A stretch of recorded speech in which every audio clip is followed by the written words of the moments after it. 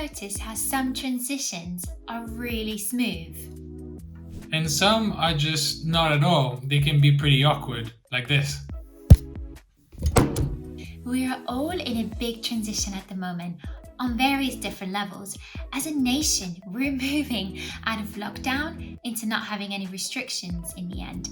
As a church, we're moving from online services to in-person services. We're moving our church offices from Roffey Place to Foundry Lane, and everything can feel a little bit uncomfortable sometimes, and transition times can be really periods we despise. But remember, the Israelites moving from Egypt to the Promised Land, I'm sure it wasn't that easy for them. That journey did not turn out the way they expected it to be, but there was grace on the journey, and the journey prepared them for the Promised Land. And just like last Sunday, we heard about the first Easter when Jesus rose from the dead.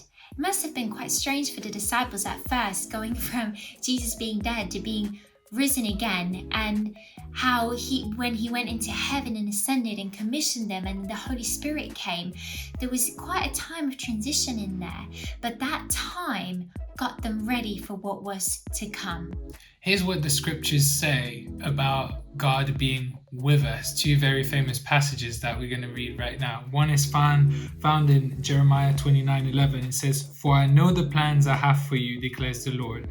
Plans to prosper you and not to harm you. Plans to give you a hope and a future." And this second one is found in Psalm 23 verse 4, and it says, "Even though I walk through the darkest valley, I will fear no evil, for you are with me. Your rod and your staff, they comfort me." As Sharon was just saying, the journey is what gets us ready for the destination.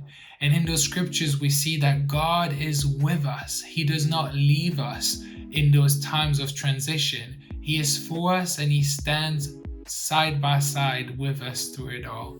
So we can be encouraged that there is purpose in these times. And one of the ways that God can use these times of transition is to strengthen all areas of our lives. That's why we've got stuff going on like the Soul Winner Bootcamp with Pastor Andy Elms and his church throughout the month of May that can help strengthen some parts of our lives.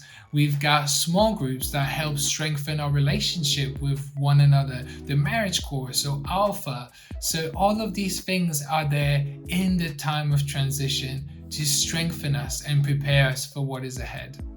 Transitions are there to build us, not to break us.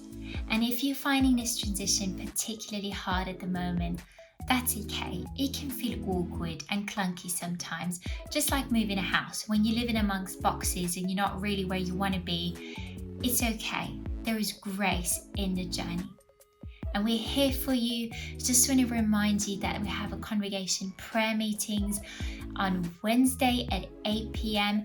Please come and join your congregation. Let's get together and pray, and let's see heaven established on earth. Looking forward to seeing you very soon. Have a lovely rest of your day. Bye.